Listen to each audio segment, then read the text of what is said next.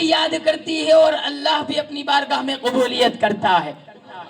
اگر عشق عبد الرحمن جامی جیسا ہو تو پھر نور الدین زنگی سے کہا جاتا ہے کہ عبد الرحمن مدینہ نہ آنے پائے۔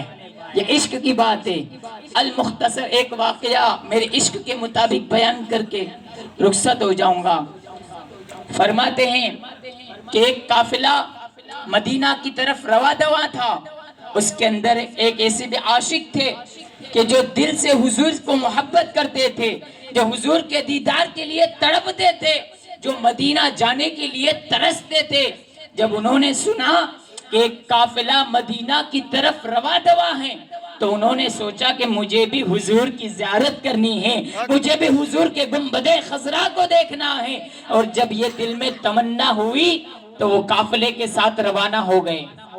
حضرت عبد الرحمن جامی رحمت اللہ تعالی علیہ قافلے کے ساتھ روانہ ہو گئے، اور جب قافلے کا ساتھ روانہ ہو گئے تو رات ہو گئی، اور جب رات ہوئی تو قافلہ رک گیا ایک جگہ پر، اور جب قافلہ رکا تو رات ہوئی، سب سو گئے۔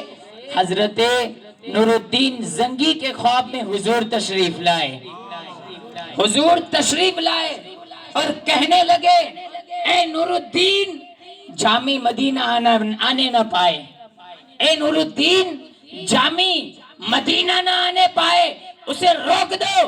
عشق کی بات الگ ہوتی ہے اور دنیا کی بات الگ ہوتی ہے۔ اسی لیے شاعر نے کہا ہے الٹی کی چال چلتے ہیں دیوان گانے عشق، الٹی کی چال چلتے ہیں دیوان گانے عشق۔ ارے آنکھوں کو بند کرتے ہیں دیدار کے لیے، آنکھوں کو بند کرتے ہیں دیدار کے لیے۔ کہا گیا نور الدین سے کہا گیا عبد الرحمن مدینہ نہ آنے پائے، اسے روک دیا جائے۔ اللہ اکبر۔ جب وقت گزرا، جب نام پکارا گیا، عبد الرحمن سے کہا کون عبد الرحمن ہے؟ کہا میں عبد الرحمن ہوں۔ کہا تمہیں مدینہ نہیں آنا ہے؟ کہا وجہ کیا ہے؟ کہا وجہ کوئی نہیں ہے، تمہیں مدینہ نہیں آنا ہے۔ اللہ اکبر۔ انہیں روک دیا گیا، لیکن پھر بھی عشق کی بات الگ ہوتی ہے، محبت کی بات الگ ہوتی ہے۔ جس کو حضور سے محبت ہو جاتی ہے سمجھ لو دنیا بھی کامیاب ہو جاتی ہے اور آخرت بھی کامیاب ہو جاتی ہے۔ فرماتے ہیں کہ نہ بول دیا، مدینہ نہ آنے پائے۔ اس کے بعد قافلہ روانہ ہو گیا، پھر رات ہوئی، پھر وہی خواب آیا۔ کہا کہ ابھی بھی نہیں سمجھ میں آیا کہ عبد الرحمن مدینہ نہ آنے پائے۔ پھر پوچھا حضور کیا بات ہے، آپ کیوں انکار کر رہے ہیں؟ کہا کوئی وجہ نہیں، عبد الرحمن مدینہ نہ آنے پائے۔ پھر وہی اعلان ہوا، پھر انہیں روک دیا گیا۔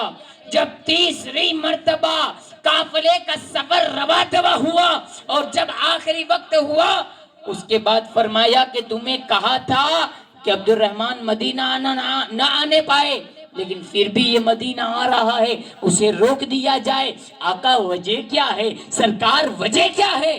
کہا وجہ کوئی نہیں، عبد الرحمن مدینہ نہ آنے پائے۔ اللہ اکبر۔ جب اعلان ہوا تو عبد الرحمن جامی کے بال بکھرے ہوئے تھے، اللہ اکبر، کپڑے پھٹے ہوئے تھے، بکریوں کی طرح چل کے عبد الرحمن جامی مدینہ جا رہے تھے، بکریوں کے ریوڑ میں عبد الرحمن جامی مدینہ جا رہے تھے۔ اللہ اکبر۔ لیکن پھر بھی بہت زبردستی کے بعد